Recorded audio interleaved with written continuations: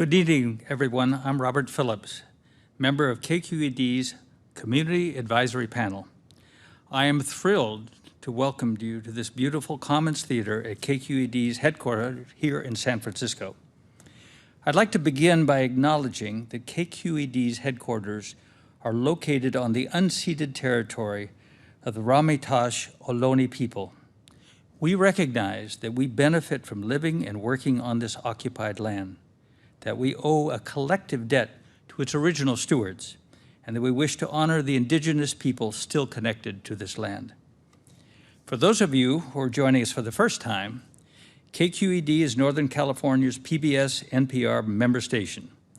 KQED Live is our new multi-platform live events program that takes KQED's mission to inform, inspire, and involve, and makes it tangible through vivid conversations, screenings, performances, and storytelling nights here in person and live streaming online at youtube.com KQED Live, !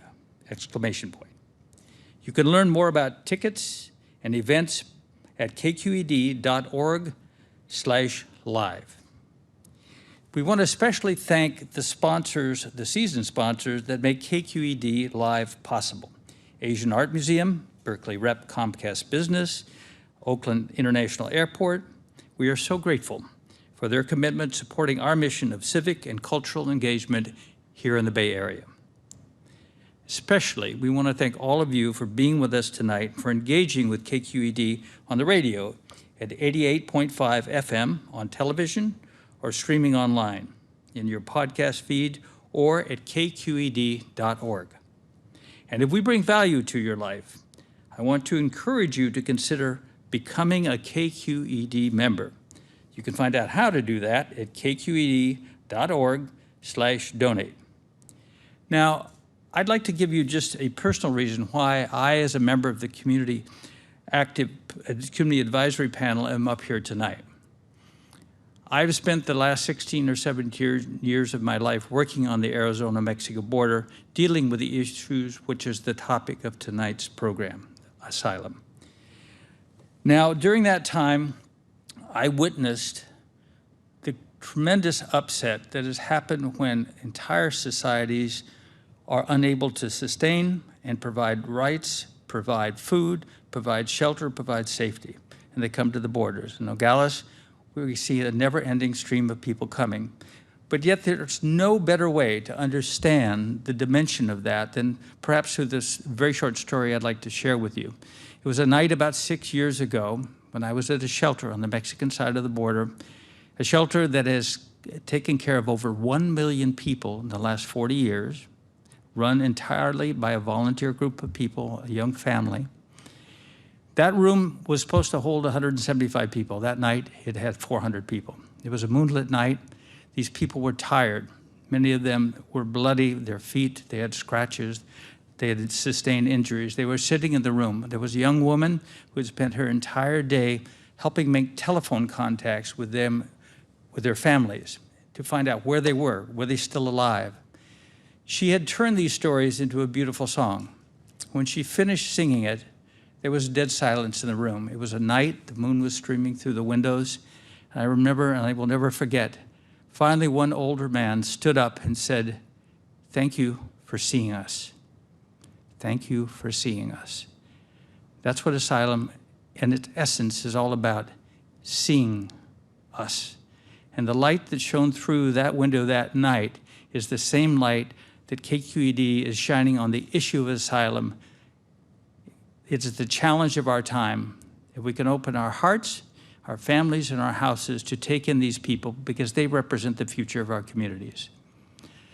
So I'd like to share, and you have up here, by the way, two of the organizations I'm working with, one of the Mexican organization, FASOC, and then Border Community Alliance. And you'll hear more about, if you want to find out about this amazing work, there's ways you could do that. Tonight's event about asylum is hosted by Priya David Clemens. Priya is the host of KQED Newsroom, our Friday night news hour. It's subtitled live by Maria Pena. Thank you, Maria, for your work. We're also happy to partner with local organizations on tonight's event. They are the Lawyers Committee of Civil Rights, San Francisco Immigrant Legal Defense Collaborative, East Bay Sanctuary Covenant, and CARSEN. We'll provide links to those organizations in the chat. And if you have questions, please drop questions into the chat. Priya will get to them during the conversation. Now, let's introduce our hosts, Priya, David, Clemens. Priya? Bob, thank you so much. Thank you. If you'd like to know more about Bob's work, you can look for the Bridging the Border Bulletin. That's with the Border Community Alliance. Every day in the news, we're seeing that literally millions of Ukrainians are leaving their homes, fleeing for their lives.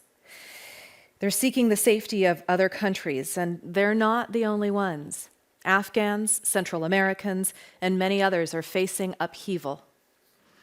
Wars, natural disaster, and failed states are some of the reasons people leave their homes. Sometimes it's due to intense and violent political or religious persecution. When countries can't or don't protect their citizens, other countries have pledged to step in, including the United States, by offering a new home for these people. What is it like to have to uproot from your home, to leave the place where your ancestors are buried, to travel with your children and little else in search of a new life? What's it like to land in a new country and have to start over in a new language, a new culture, but still keep home in your heart? And what's it like when the country where you ask for refuge doesn't want to welcome you in? We're going to begin this evening by looking at the work of sculptural artist Caleb Duarte. Caleb is best known for creating temporary installations using construction such as beds of dirt, cement, and objects suggesting basic shelter. As he describes it, his installations become sites for performance and community collaborations, consisting of the figure temporarily placed within sculptural settings.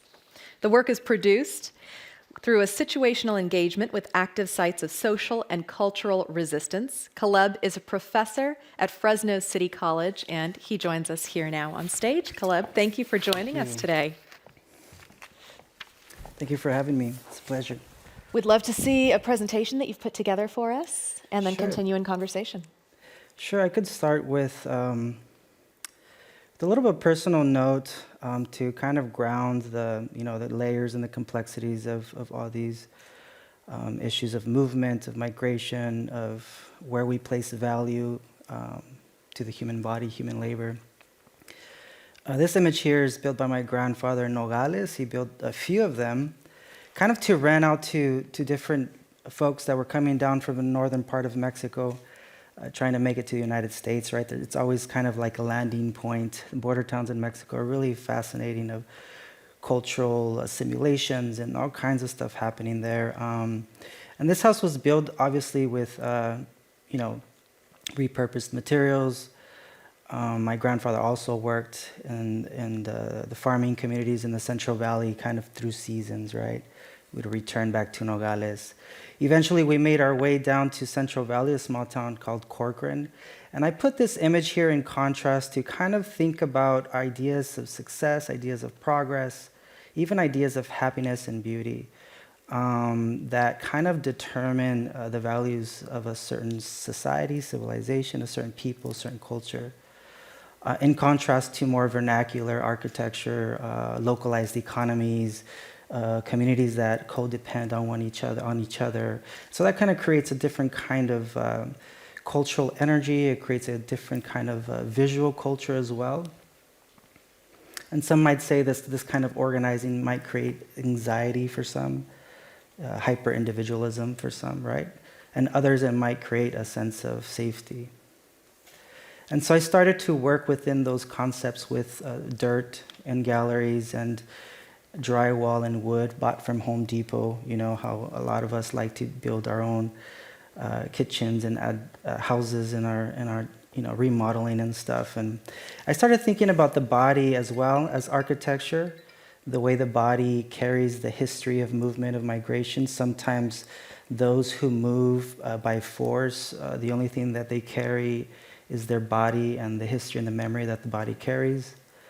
And so we decided to build kind of these portable sanctuaries here in San Francisco This was during the new temporary sanctuary movement, where the church in Chicago housed Elvira. She was housed for, I think, a year, seeking protection from deportation. And so instead we built these temples, these temporary temples, to claim social protection for ourselves, right? If the church could do it, then we as a collective can do it. And we marched through galleries, through bars, occupied streets, with that idea of providing protection for ourselves. The work was then done in Honduras, in a small town of El Pital, Honduras, a little town of less than 300 people living there, mostly women and children, as men moved their way north. For 3 weeks, we did drawing sessions, swam in the river, cooked food, collected stories. We published a book of the local stories, and we played this game of moving houses through the river and back. And the idea, again, is who determines what success is, what happiness is. The natural landscape in Honduras is just beautiful. I can't imagine anybody having to leave those places.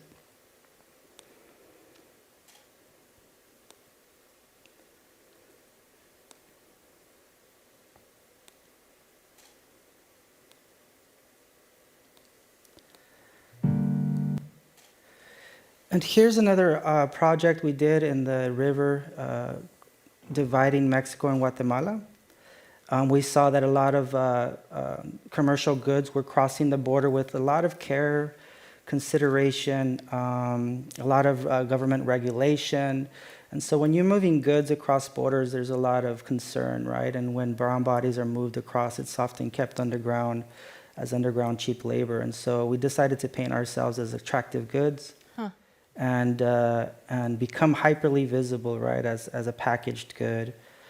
And I'll share a little bit of this video here. This is a video cue. Nuestra exigencia es justicia. Nuestra exigencia es justicia. Nuestra exigencia es justicia. ¡Viva se los llevaron!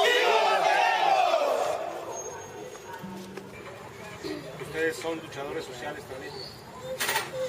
Ustedes no solamente son migrantes necesitados que vienen a una casa del migrante, un paso.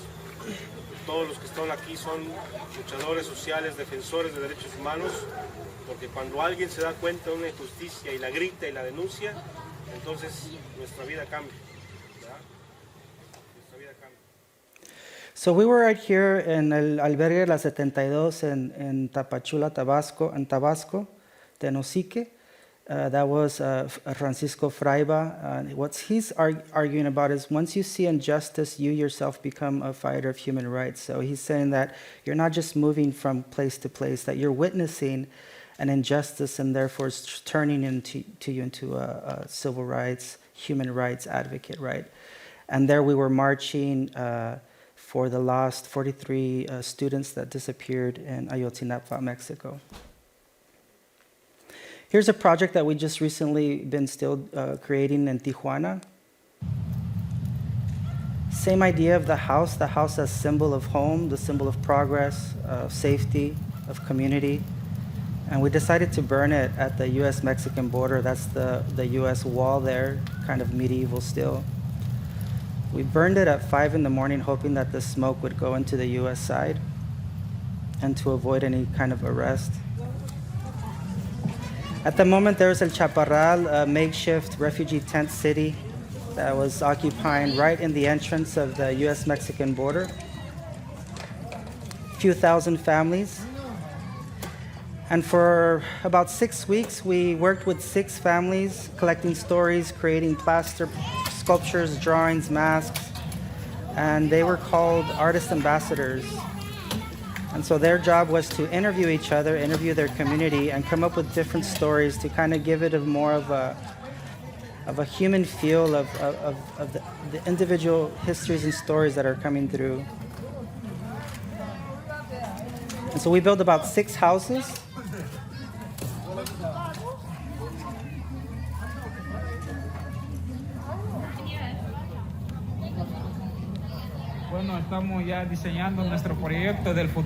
So we are designing the project of our future, our house. That's what we want for our children when we go to the United States.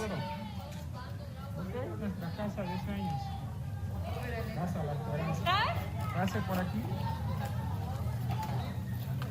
En primer lugar, en primera planta tenemos lo que es la primera la sala, cocina, dos recámaras, dos cuartos. One, two, ¿verdad? Una sala de espera. Casa La Esperanza. Por eso le diría que el nombre de esta para enfrente. ¡Oiga, princesa! Lo hice porque pues en Honduras lo tuve así y pues tengo la esperanza de volverlo a tener así. So she's having the hope of recreating her home. She recreated her home through cardboard the way she left it in Honduras, and her illusion is to rebuild it in the United States. Y pues así como lo tuvimos, lo perdimos y esa es mi ilusión, volverla a tener de nuevo. We decided to carry the houses through the camp and straight to the U.S.-Mexican border as a symbol, as evidence of resistance, of survival, also as evidence of joy. Because that's what we have, right? When we have very political, economic power, we turn to theater, to poetry, to a magical realism that kind of plants a different reality for ourselves.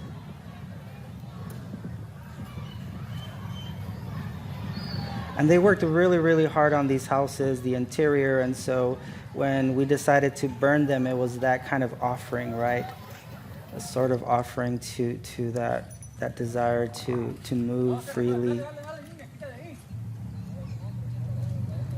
This canal runs directly through to San Diego. There's no fence. And so when we reached the end of the wall, there was about 20 Border Patrol agents thinking that we're going to plan some kind of massive run or something.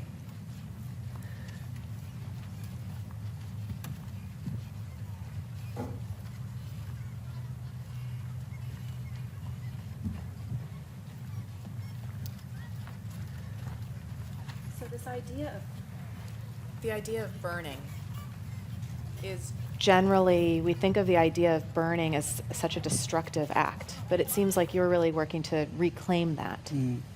Why burn them? Well, at that time, Kamala kind of went to Guatemala and kind of proclaimed, do not come, do not come. And this was also kind of evidence of U.S. intervention in Central America, the violence that was imposed there during the 80s. It was kind of a way of mirroring that violence. And of course, a lot of joy and happiness through the projects, through the children. And we all had to sleep at the albergue to wake up really early for that intervention, right? It's beautiful to see. I'm looking forward to hearing what our other panelists who will be coming on stage in just a moment have to share their thoughts about this as well. There you see the burning.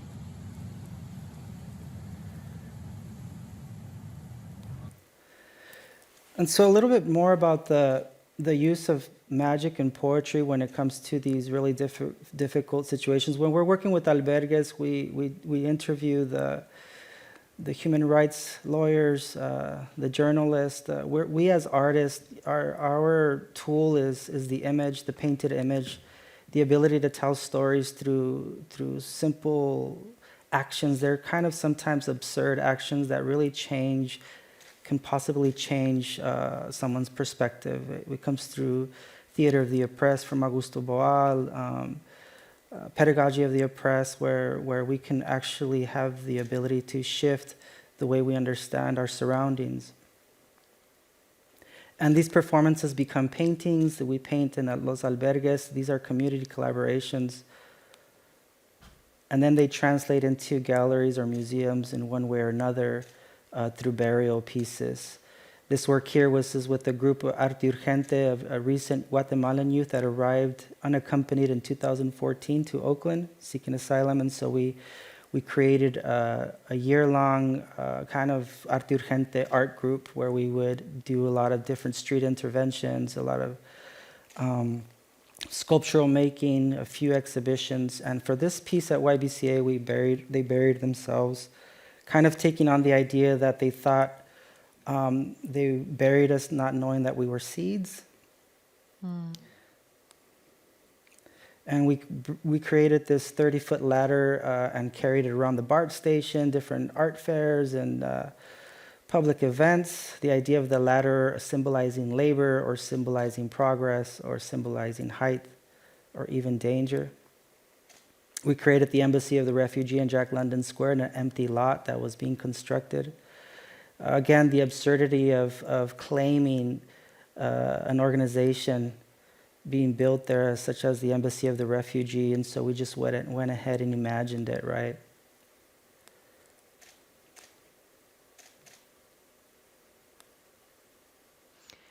And who are the people who are participating in this? And this Arturgente is youth from Guatemala through the NEST program at Fremont High School. And so we were working with Fremont High School and La Peña Cultural Center to kind of create a temporary making space when we're dealing with ideas of assimilation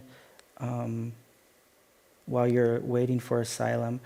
Just to finish our last piece, we'll be showing here at YBCA this Friday. We'll be carrying this horse with the president on it. We decided to cut him out to create this kind of empty-looking monument. Wow. And of course, the text says, "Do not come." We replaced the billboard, the kind of sign billboard, and decided to make it out of wood. Again, thinking about construction, thinking about walls, thinking about shelter, home. And there's the "do not come" statement. Of course, not to vilify any individual, but just think about the larger policies that come out of the United States towards Central America in the last 50 years, last 100 years. And I'll finish with that. Thank you so much. Those were so powerful. The images are striking. I want to just encourage our audience, if you have any thoughts about what you just saw, to share them in the chat. We'll share them with each other through this evening. So please give us your thoughts as well. Caleb, why do you do this work? You've been doing it for a long time now. I think KQED profiled you, more than a decade ago. Yeah, well, the work kind of tries to explore the human condition in general. And so, we work with political prisoners, we work with different disability centers, working children. And I think it's kind of trying to exist parallel or outside of what you would call the art world, where it's commercialism, but it still exists in there in one way or another. It's really kind of trying to instigate or explore the human evidence of survival, right, and hope. And so where do we see the human evidence? We see the evidence of violence and power, and the evidence of cameras when we go into the U.S. border. We see the evidence of power. Where do we see the evidence of resistance and survival and love? And so I think a lot of these projects try to capture that in one way or another. Would you share with us a little about your own experience of displacement and making a home? Well, yeah, as an immigrant Chicano, there's always that thing of finding place, right? And so I think a lot of folks have that no matter where you come from, especially now in this digital age where we're always being pulled to different places. And so finding community, finding connection, I think it's a huge human yearning. And so I think when we work with communities and movement, we do see that connection, that connection, right, between each other. And so that's what kind of inspires a lot of this work.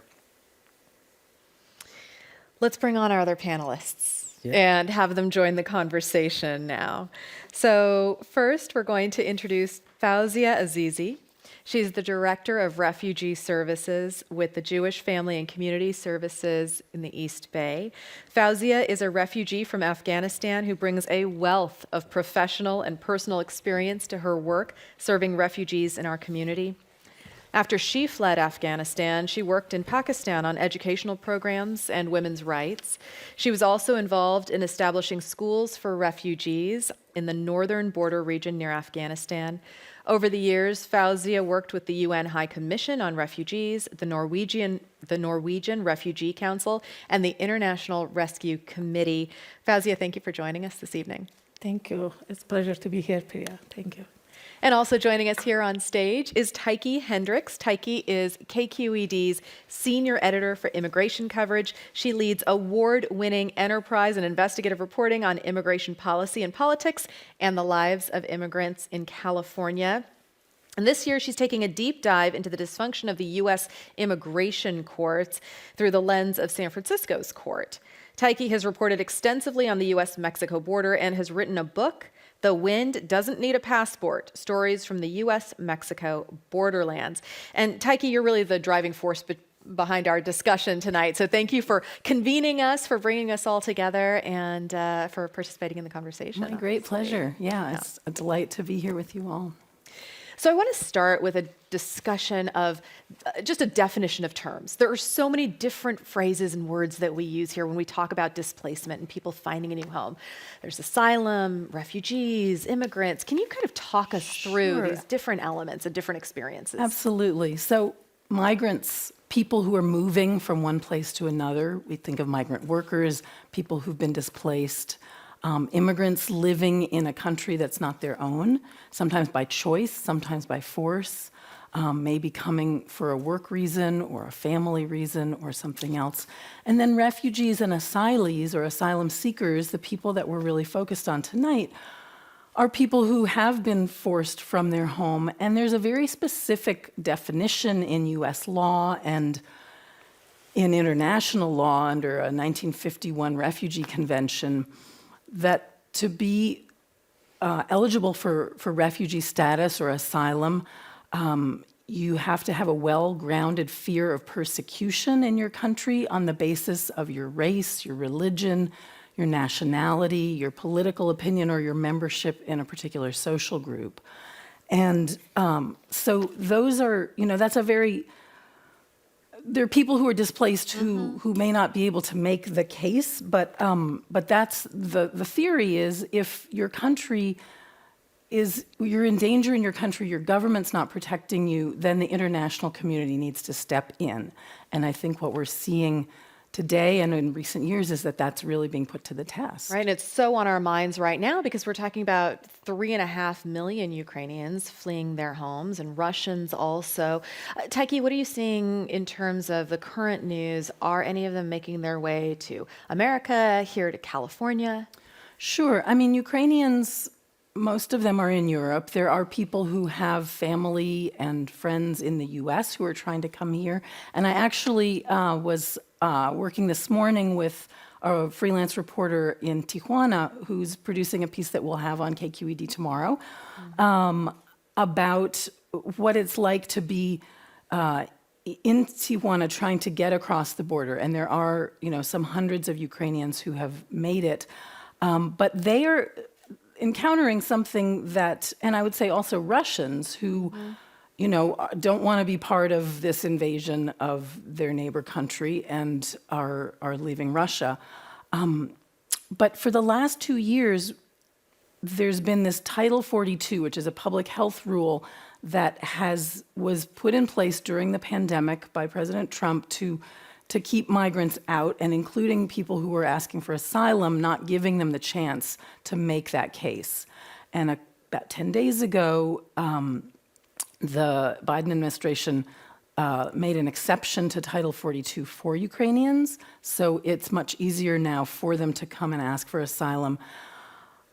But not so for the Russians and not so for the many, many Central Americans and Haitians and people from some African countries that are in great distress who have also been seeking asylum here and seeking a way to come in and make their case. And, not necessarily fleeing outright war, but the legacies of war and of U.S. intervention, as Caleb was mentioning, collapsing governments and corruption and impunity and violence. So that's all going on in the border cities in northern Mexico. And Fouzia, you were a young girl in Afghanistan when the Afghan-Russian war began. When you're seeing these images of what's happening in Ukraine right now, how are you taking that in? How are you absorbing that? I mean, it's take me back to all those memories that I had when I was in Afghanistan as a young girl, seeing Russian soldiers all over the city, like the tanks, and also for them to engaging with the individuals and collaborating with the communist regime at that time. And there was an ongoing war that almost continued for 10 years. Between Russian army / communist regime against the Mujahideen. And this 10 years of war brought humanitarian crisis. Massive people has been killed. Millions of people was disappeared. Millions of individuals fled in neighboring countries like Iran and Pakistan. What I see and witness right now with Ukraine, my heart goes to these people, but the situation was not different in Afghanistan. The only difference is probably there was not a lot of social media coverages as it is right now. There was not a lot of cell phones. Right. There were not free media to cover everything live. And what's going on right now, we can see it live. But the situation was as similar as it is right now, and people experience chaotic situations.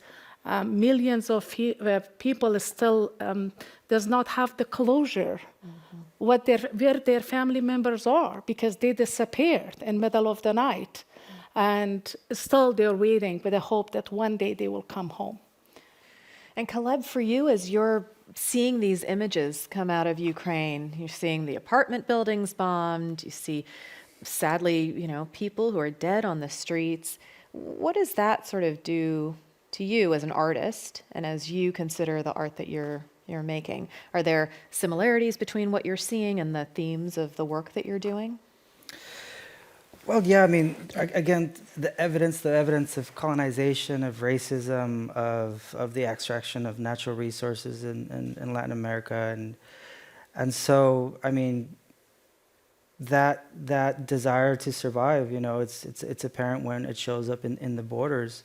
The only thing, the thing that's heartening is when we see Haitians being whipped by Border Patrol and horses and chased down to the other side, down in the river on their knees, and the treatment of different humans seeking asylum, right?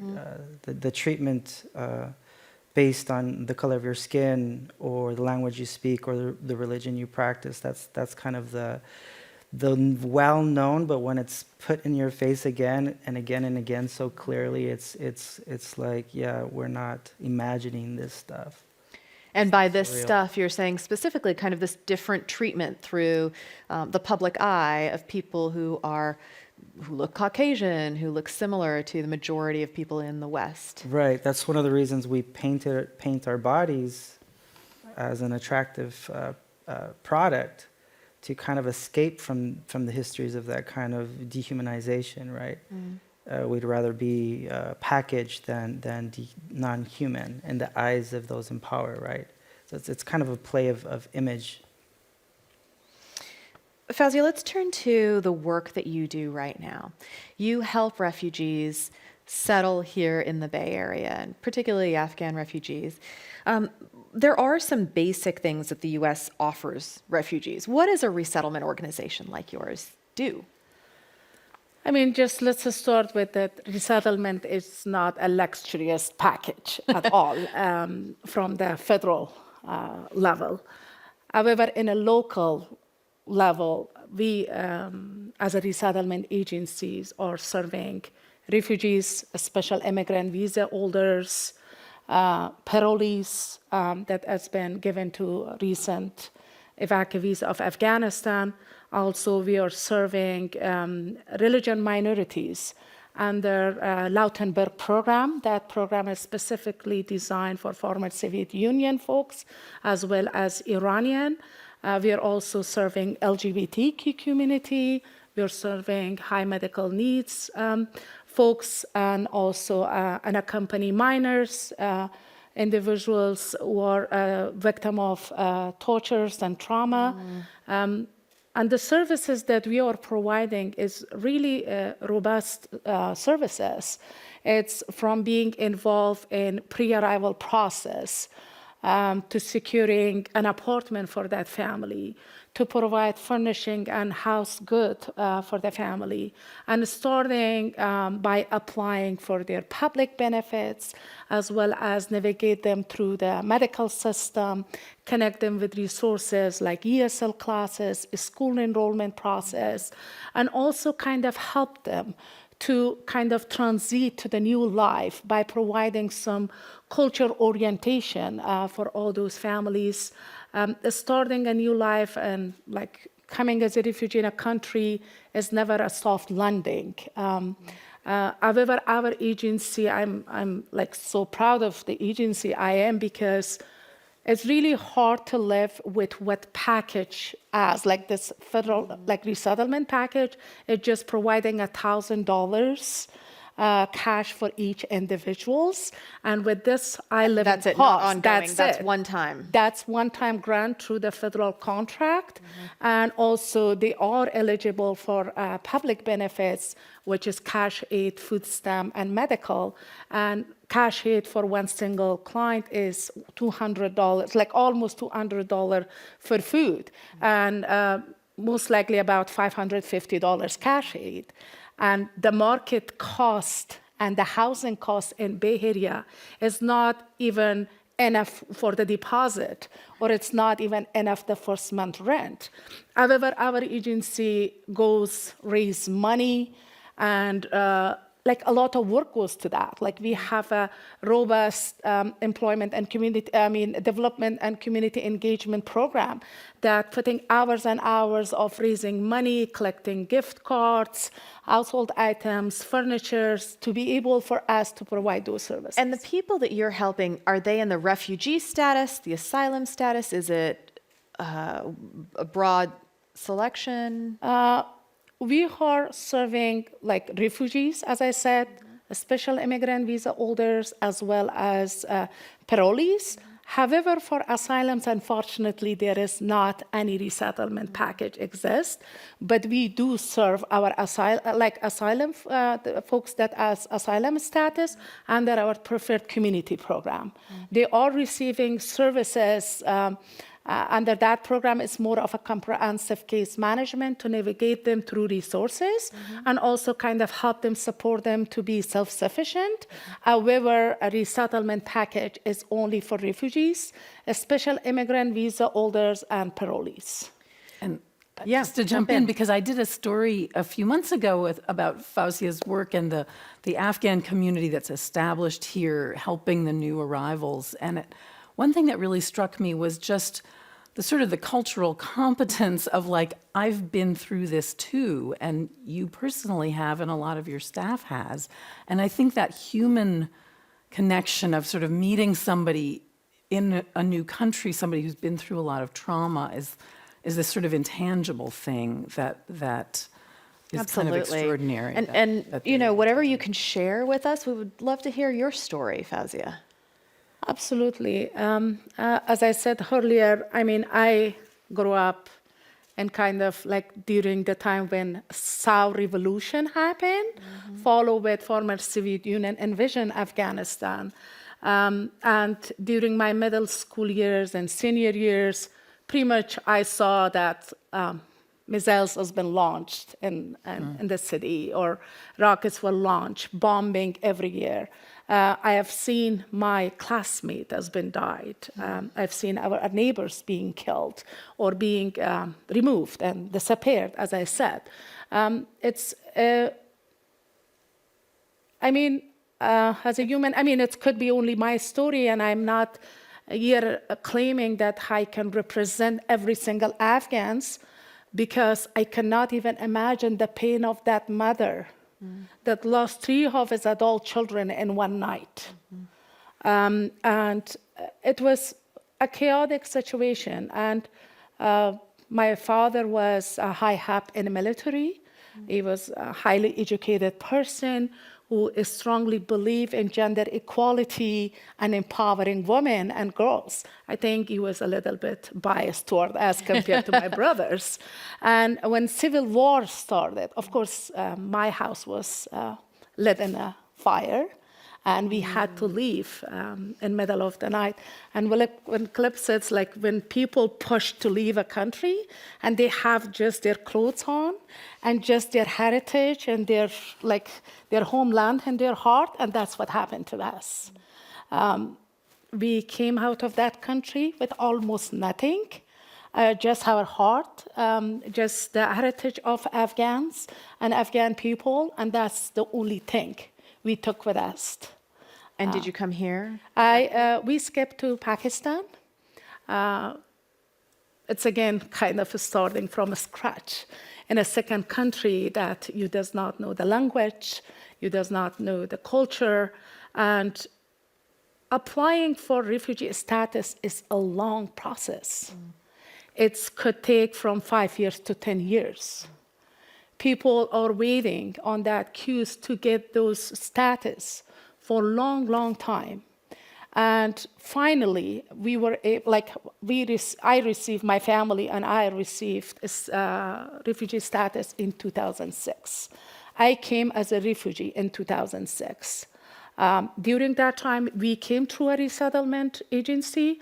The services were very limited, and there was not almost any services, but we do receive a little bit of money, like this resettlement one-time grant, and that was pretty much about it. So we rely on our family. Luckily, my mom and my siblings were here. They supported us to get connected with public benefits and school enrollment and all those processes. But coming in a new country, it's never easy. Never easy. Yeah. You want to adopt this culture, but carry your own culture. I think I learned the language. I think my kids learn the language. They grow up here. But I always have that soft corner for people of Afghanistan. I see you nodding along here, Caleb. Is there something specifically resonant that as you're hearing it? No, everything, yes. Yeah. Thank you for sharing. Tyche, I want to turn to some of the work that you've been doing for people, as you're interviewing people who are just coming and are trying to work their way through the system. You've specifically been focusing on immigration courts here in San Francisco, and there is a backlog not only here in San Francisco, but in other courts across the nation. Can you talk us through what the situation is and the needs that people really have for representation in particular? Sure. So there's people who have been designated as refugees in another country, as Fouzia was, and as some of her clients are, get this package of support, meager as it might be or insufficient in the expensive Bay Area, but it is some support. When people are coming as asylum seekers, they're kind of coming on their own. They've made their way to the U.S. on their own, and then they're asking for this kind of protection. And if you came across the border or entered the country without authorization, then the way that you ask for asylum is through the immigration courts, through a deportation proceeding, which is different. If you flew in on a visitor visa, a tourist visa, or student visa, and then you asked for asylum here, you would go through the asylum office, and it's a less adversarial process.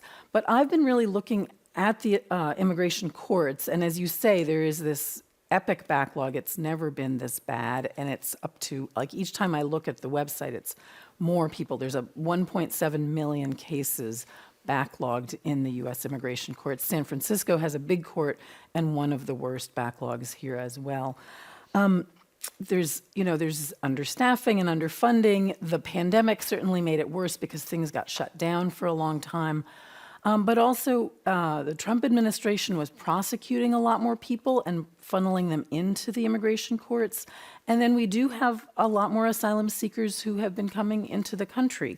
So the delays lead to these kind of effects, like people that I've met who are preparing to make their asylum case, they prepare with, if they have a lawyer, and then their case is rescheduled and canceled, and there's a sort of a trauma to kind of like going back through, like, this is what happened to me, and Having to make relive that it. and case, right. Yeah. And then if you don't have a lawyer, I mean, here's one thing about immigration court: you don't have the right to appointed counsel if you can't afford a lawyer, as you do in our criminal courts.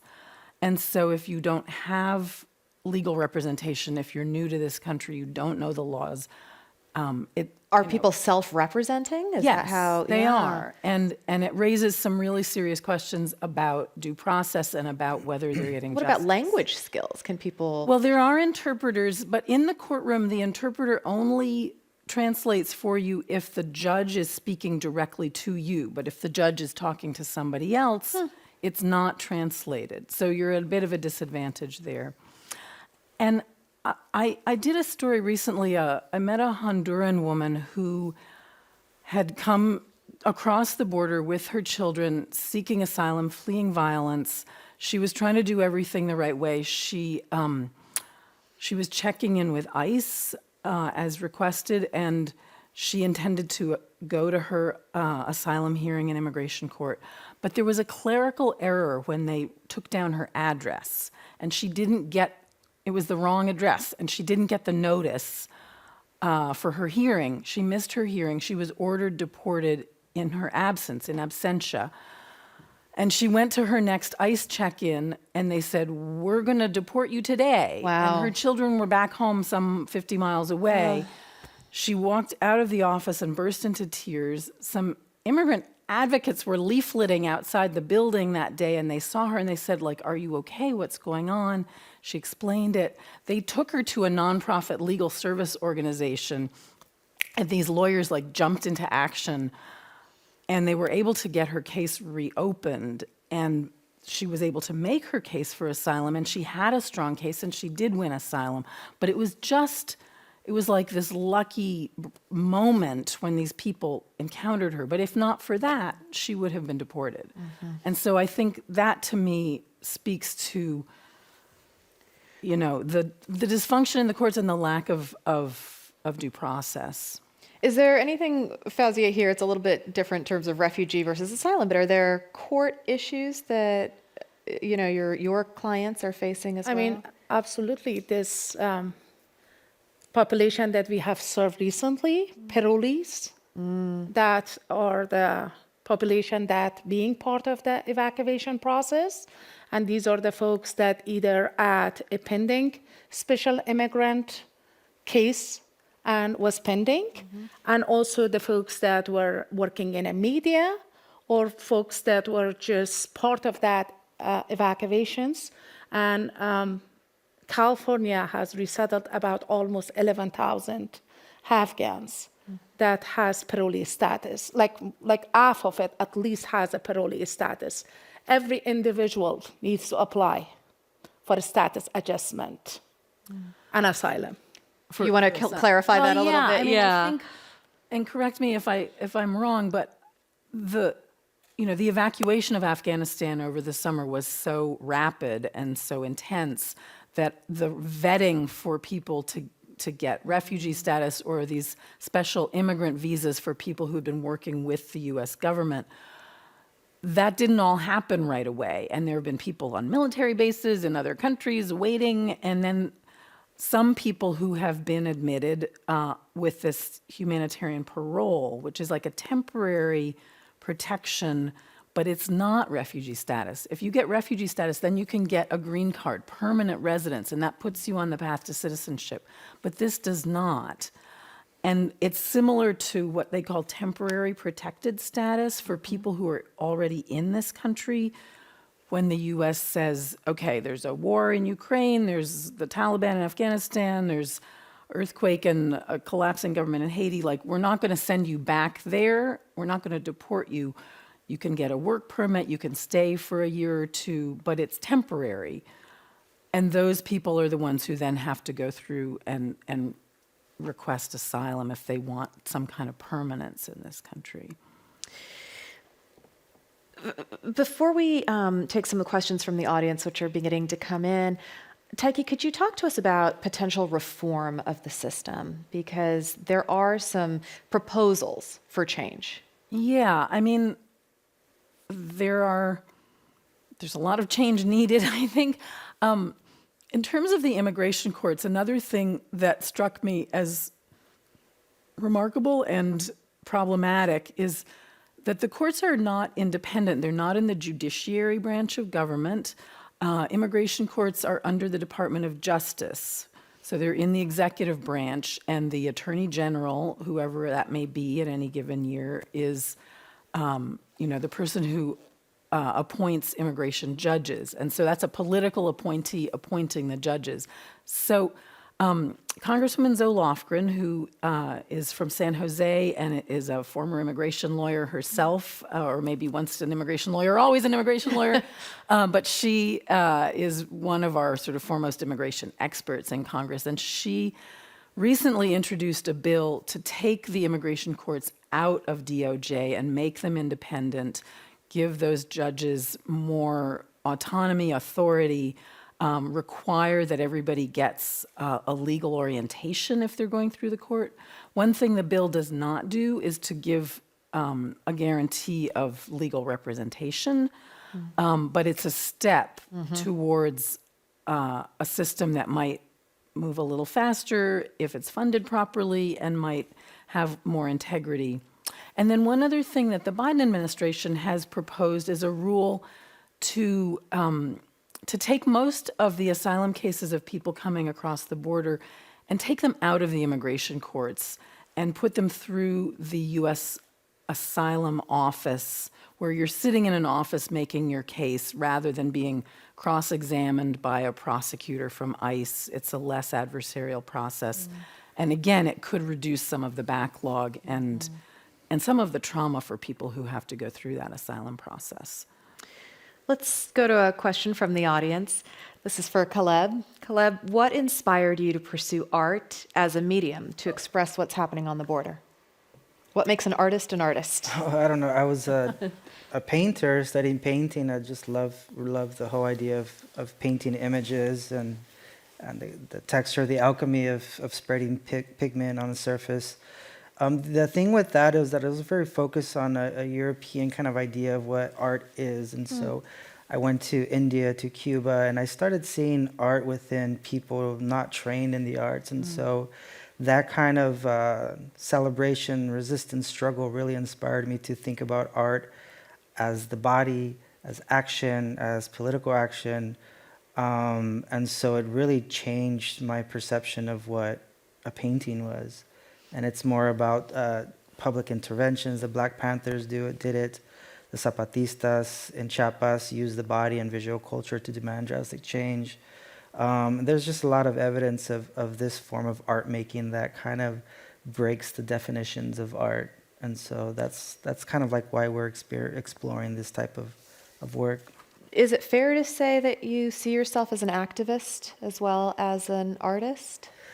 No, because I working with activists, I mean, wow, the work that they do. I think what we do is we divorce images and words and sound bites and materials, and we kind of construct a certain other thing so that we can see it brand new again, right? And sometimes we see an image over and over where it loses its poetic function, right?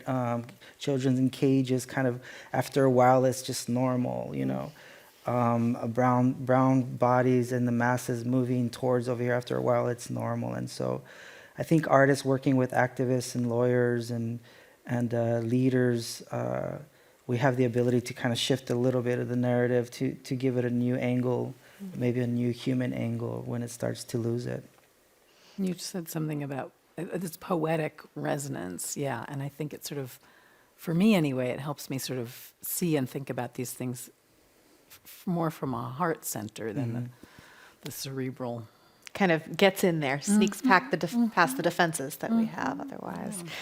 Tyche, a question for you that's come in. What is the pathway to citizenship for asylum seekers? Sure. Well, if you get asylum or refugee status, then after a year, if I'm correct, you can get lawful permanent residence, which is a green card, which allows you to be an immigrant permanently in this country. And then after about 5 years, you're eligible to apply for citizenship if you so choose. Not everybody does. Citizenship allows you to vote, and it also gives you a kind of permanence that your green card could be taken away for one thing or another. So, not everybody chooses that, but you need the asylum status or the refugee status first. Fouzia, tell us a little bit about how many families you all are helping. I know last year in August, Afghanistan in particular had a lot of turmoil and people were coming, and your organization had a lot of work to do at that point. Has that leveled off at all, or is it growing, continuing? A little bit, because military bases are closed now. We had a high volume of arrivals through the military bases until February 15. And and afterwards, of course, there was many individuals, Afghans, that were part of that evacuations. They were in the military bases. However, they did independent departure, and they came by themselves in Bay Area and were seeking services. Unfortunately, because resettlement agencies were at their capacity, they were not able to provide services right away. And we had a waiting list that we had individuals in it. And we are just working through that waiting list.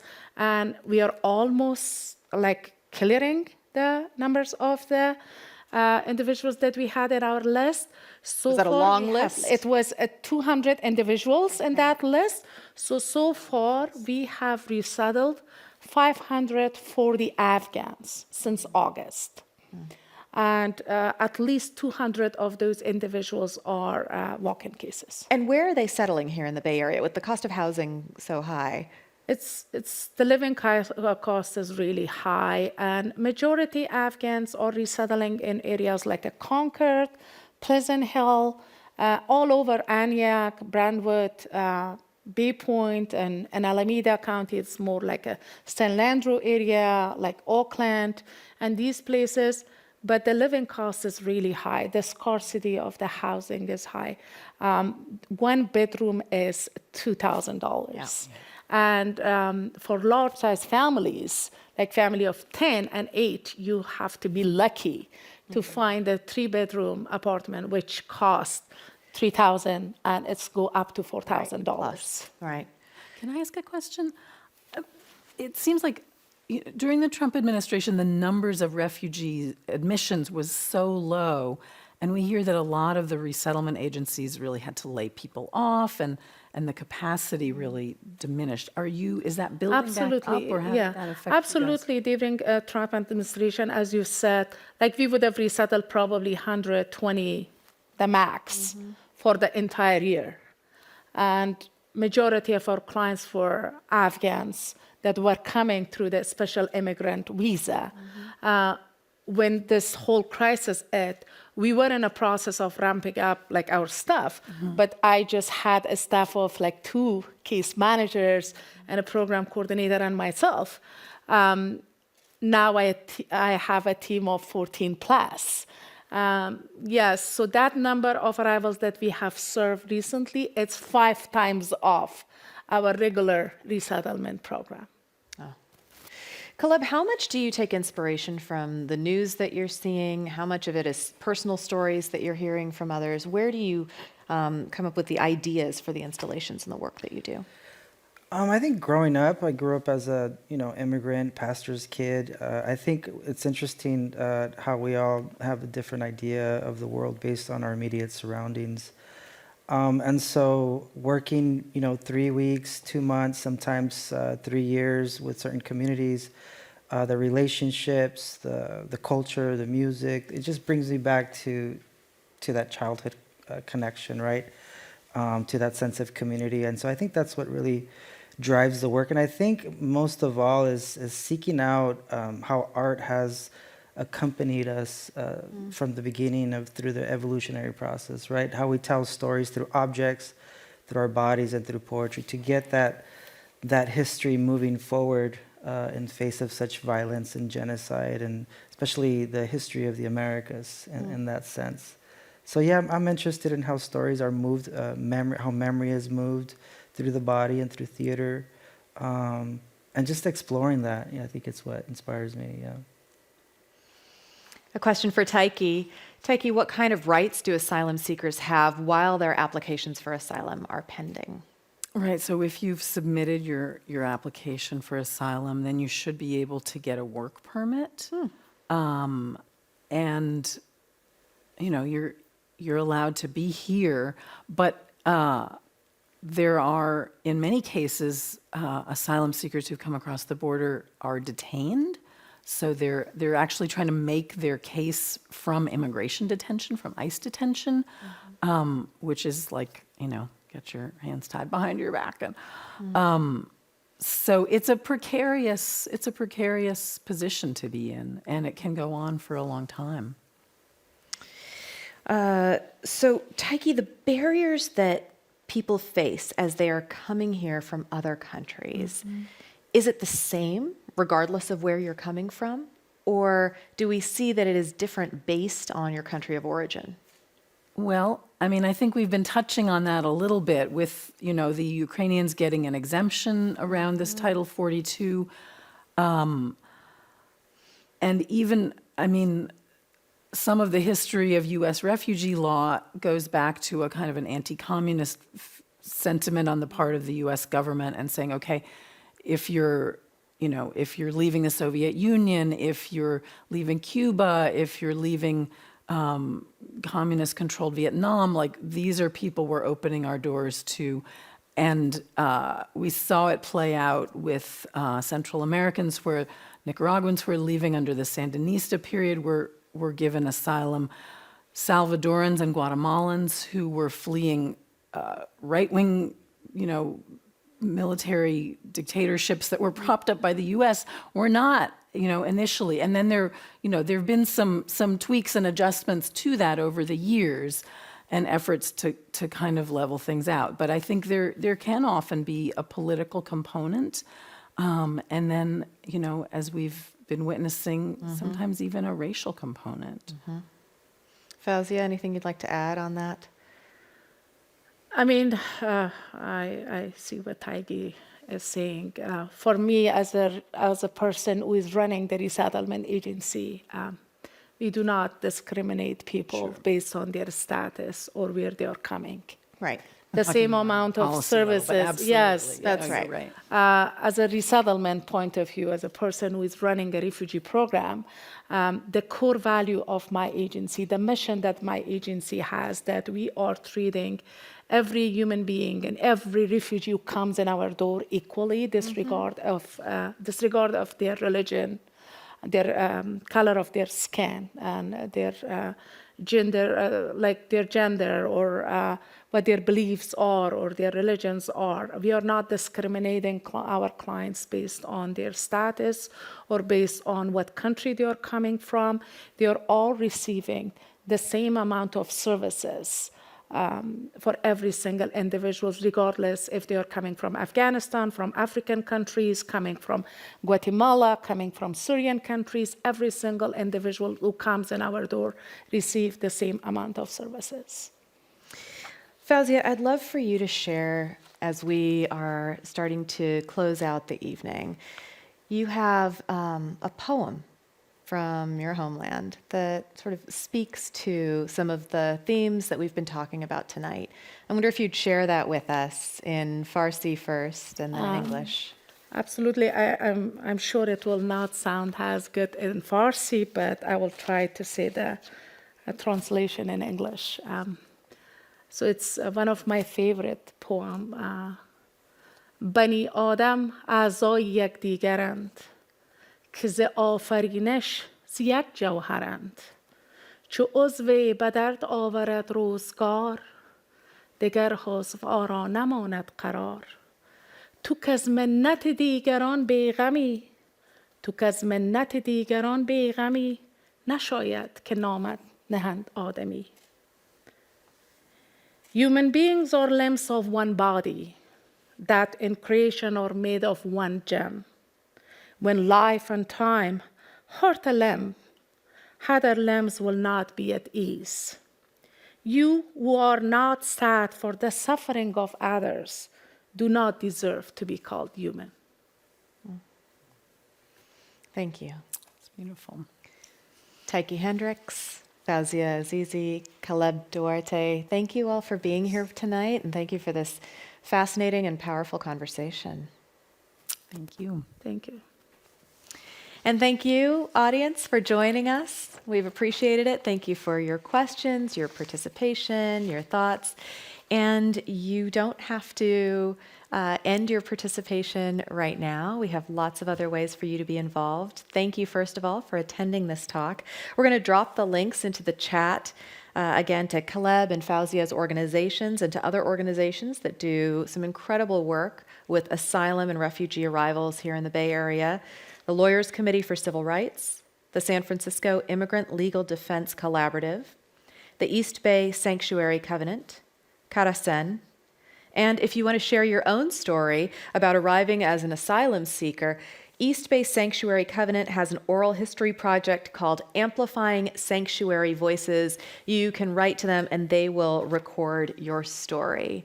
So thank you all for sharing your stories with us, and good night, everyone. Thank you so much. Good night.